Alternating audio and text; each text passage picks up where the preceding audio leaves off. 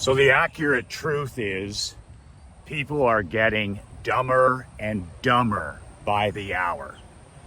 After, what has it been, 20 years, most normies and civilians have been microwaving their brain, their prefrontal cortex ever since the introduction of the smartphone 15 plus years ago.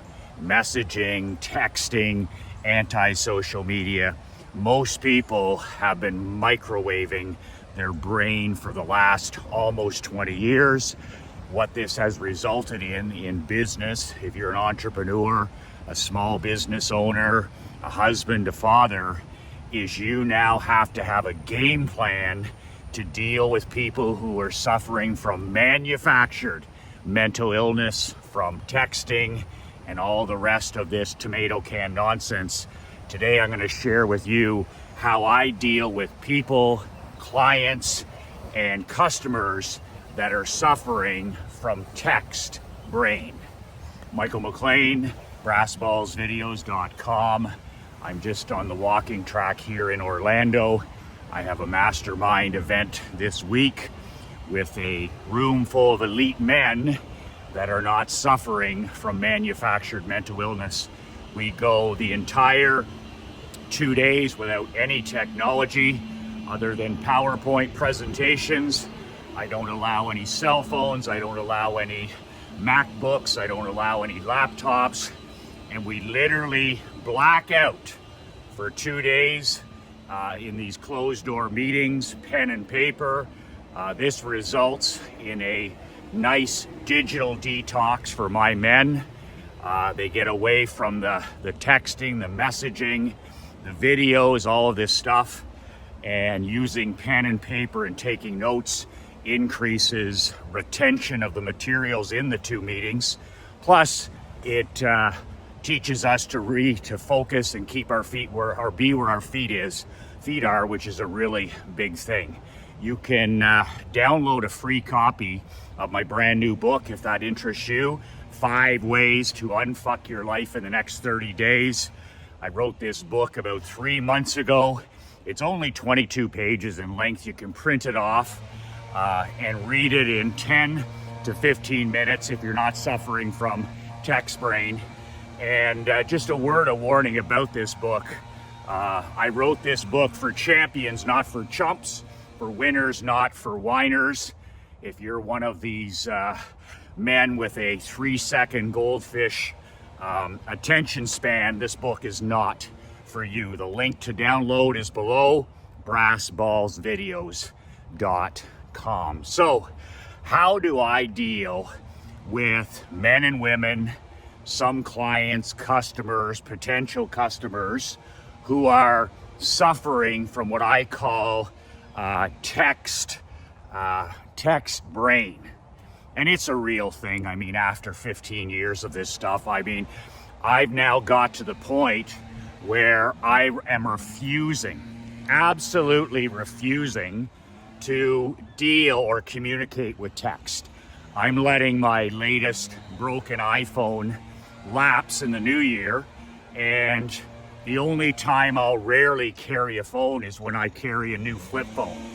So I'm going back to what a cell phone used to be, which was a phone. But I have found that texting has become what happened when I was in the insurance business. Like it happened with email, is texting is now dangerous. If you're in business and you're a serious business person, if you're using text for business, it's very dangerous in terms of the person on the other side can no longer read. They can no longer read. They can no longer focus. The messages, they look like they've been, I don't know, you'd think of what a 12-year-old or a 5-year-old has written them. And these platforms are all woke now. So the language, you see the autocorrect? The autocorrect is constantly correcting the messages into woke language, right? So they're literally trying to change the imprints in your brain so that they're changing the language. But whenever I was trying over the last, couple of years especially, and I would have to say about less than 20 people have my cell phone number. So I'm used to communicating by my students communicate by fax. If I have a phone call with somebody, I do a real phone call. Like my phone consultations are real phone calls, they're not Zoom calls. I despise Zoom. The only thing I use it for is for my bi-weekly mastermind meetings, but I much prefer the 3-time-a-year live events like this one, where you can talk to people eye to eye, belly to belly, toe to toe. But first of all, the number one thing I do is I refuse to text with people. You know, I'll send my business partner, Marc Andre, a couple of texts a day. I text these videos to him because I'm a technology caveman on purpose. And he takes care of the videos. He puts them up on BoobTube.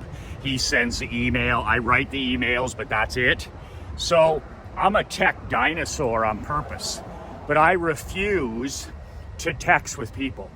And it was interesting. My dad has been in the hospital for the last couple days. He's 91 years young, and he got himself dehydrated and he wasn't feeling very well. And we went out for our walk a few days ago, and for the first time, it's a 20-minute walk I do every day with my mom and dad at the retirement home. He had a hard time finishing, and my dad is still built like a tank, so it wasn't something muscular.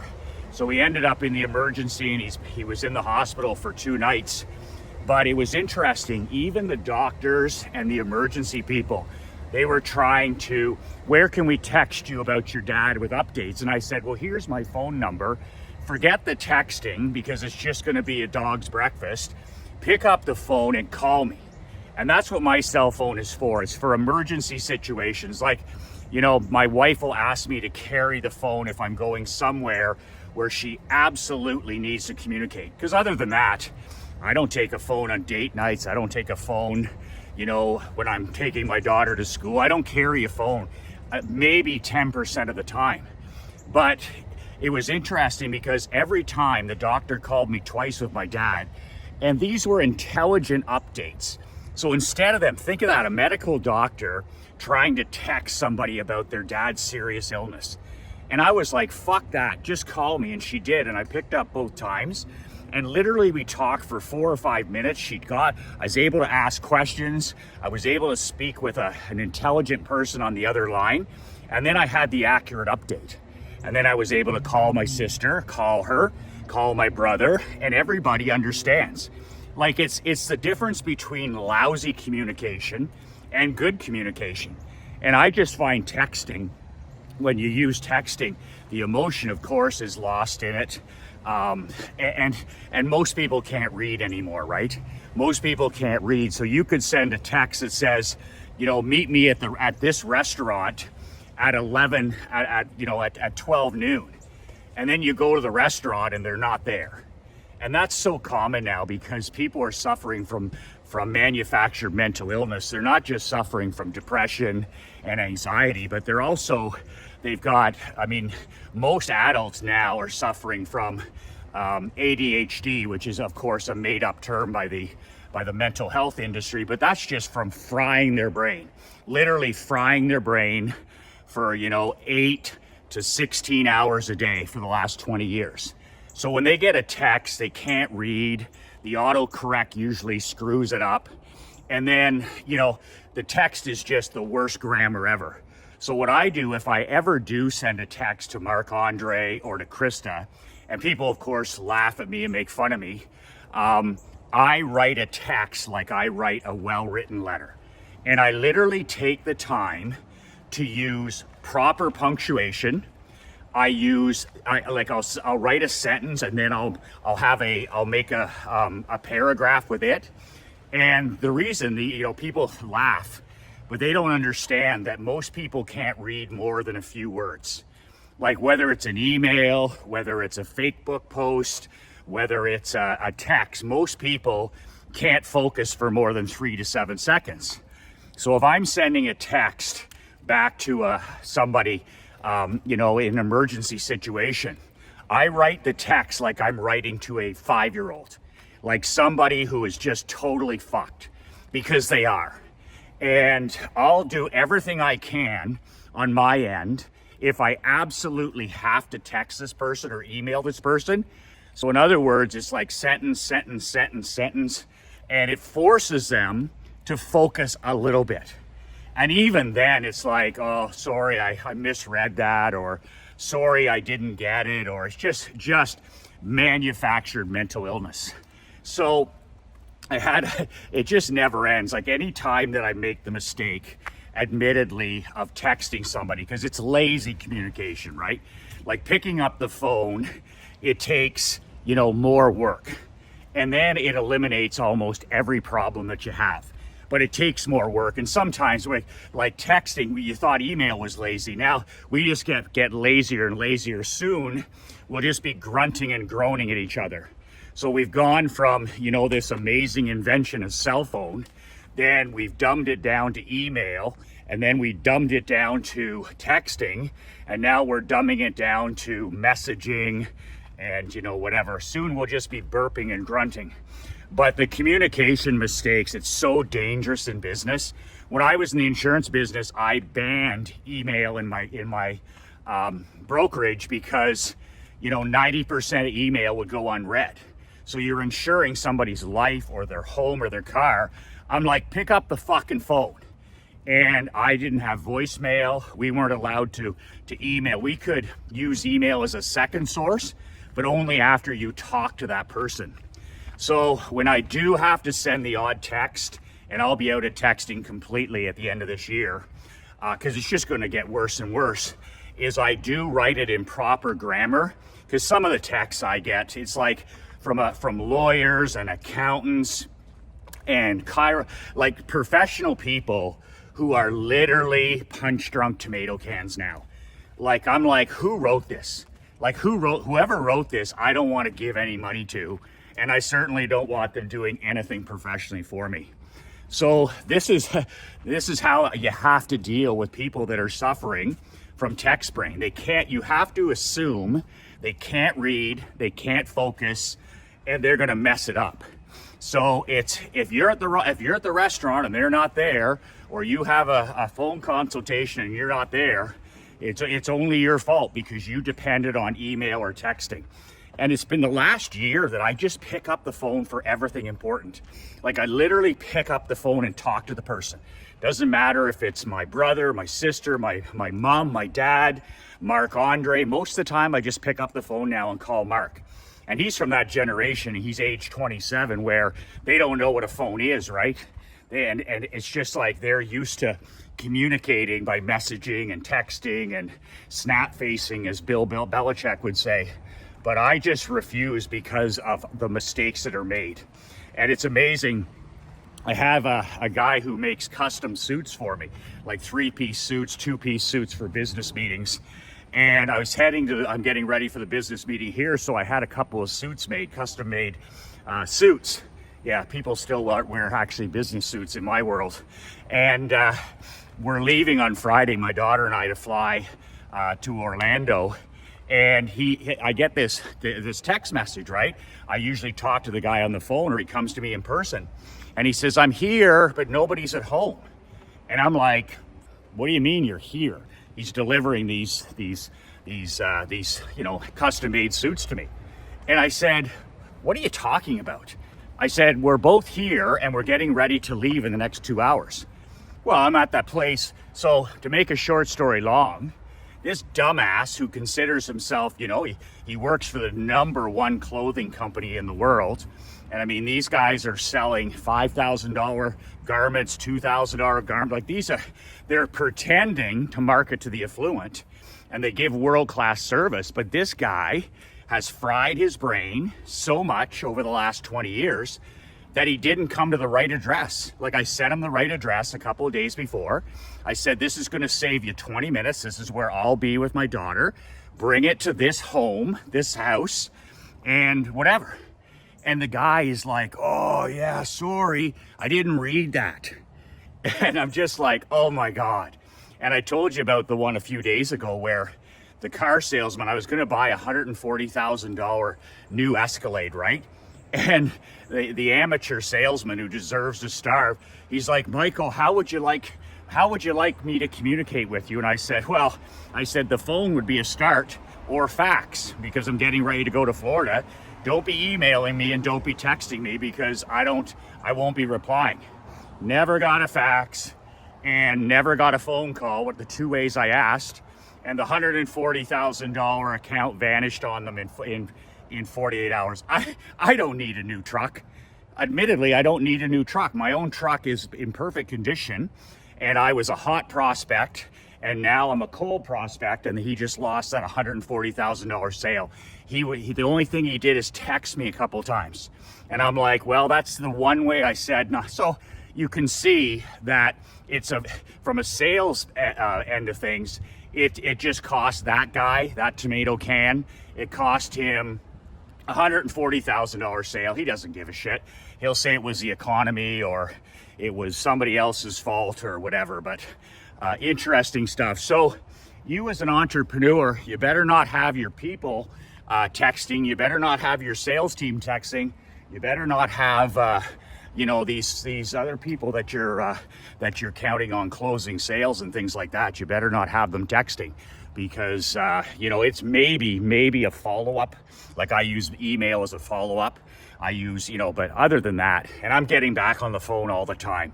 If my dentist called me or if my real estate agent called me, that's another thing. We've been selling our properties to go to as much cash as possible, because I think the real estate industry is about to have a big correction in the next couple of years, and I want to have lots of money to go back in, and I think this is a pretty good peak right now. So it's so funny, the real estate agent, she's like, Michael, she goes, you're the only person that calls me. She always would text, I'd pick up the phone, Stephanie, and then she tells me, boom. And it's because I don't want the message lost in that shit form of communication. So that's how I deal with people that are suffering from texting brain. I assume that they can't read. I assume that they can't focus. I assume that they're suffering from manufactured mental illness. And I put these things in place, and in the new year, I'm just going to be exiting. I'm just going to be exiting, and I'm just going to be people, a person will have to call me, a person will have to fax me, a person will have to send me a FedEx if it's for business. And once again, it's forcing them to think. It's forcing them to not, I don't want their brain farts. Like these texts, right? That's if you're accessible to that stuff. If everybody had my cell number, it's just a day of brain farts. Oh, Michael, what do you think of this? Or what do you think of this, Michael? And nobody has access to me like that. But and even family members, if they know that, Bing, you answer, Bing, you're like Pavlov's dog, good little boy, then your life will be full of these tomato cans in your life too, who are like, it's just like, oh, here's my latest brain fart. You want to go, you want to meet for drinks, and it just goes on and on until you don't get anything done. And this is why people ask me, they're like, how do you shoot 350 videos a year? How do you write 12 newsletters, weekly telegrams, and you're only working 3 hours a day? I'm like, it's because I've limited communication to me. People have to fax me, they have to email Mark, and only less than 20 people have my personal cell. So anyway, that's a big one right there. If you can train the people in your life, and you can limit access, and if you can start picking up the phone with people, you'll save yourself hundreds of hours, not thousands of hours a year, because you know what? You have to talk to people now. You have to talk to people. People are so mentally ill. People are so distracted. People are such punch drunk to me. Just assume the person you're talking to. I don't give a shit if it's a CEO. I don't care if it's a president. I don't care if it's an accountant. I don't care if it's a real estate agent. Just assume that they're punch drunk. Just assume they're like a fighter who's taken way too many shots to the head. And when you assume that, you really focus on making them think when they communicate. Somebody sends me a fax, they got to sit down and they got to write that. And they don't write it unless it's important. So you get rid of all the brain fart communication, And the same thing with email. They got to go through Mark and then whatever. And then if you have a few people that are handling your text, make sure you write them like blocks, like one sentence at a time, so that at least the other person on the other end, you're forcing them to at least focus and study. Isn't it absolutely pathetic how we've microwaved our brains in the last 20 years, all on purpose? The mental health industry is loving this. The government loves this. The education system loves this. You know, you have kids that can't focus for more than 7 seconds filling our schools. You've got people that are, you know, depressed and anxious and literally living on screens. Literally living on screens. And then they wonder why they've got no happiness in their life, no peace of mind, no mental health. And I'm just like, this is a huge one for me, is I refuse to communicate by these methods, these punch-drunk tomato can methods. And the best way now is, if I absolutely have to do it, which soon I won't even be texting, these are the secret ways that I at least have a chance of getting my message through. By the way, my book is on sale this week. It's $100 for my print book with one of these black t-shirts, Be Relentless Badass t-shirts. For this week only, I'll give you a fat $50 discount. The link is below, nobullbook.com. That's nobullbook.com. It's $100 for my book, How to Not Get Your Ass Kicked in Business and in Life. It's usually $100. This week, I'll give you a fat $50 off, plus the t-shirt. But you need to go to nobullbook.com before it goes back to $100. That's it. That's how I deal with mentally ill people in this world, which is 99% of the civilians and normies. This is how I deal with the people in my world, or in the world in general, that are suffering from text brain. And do what you want with that. But boy, oh boy, this has made a massive impact in my business and my life. 2 words that change my life, 2 words that can change yours. Be relentless.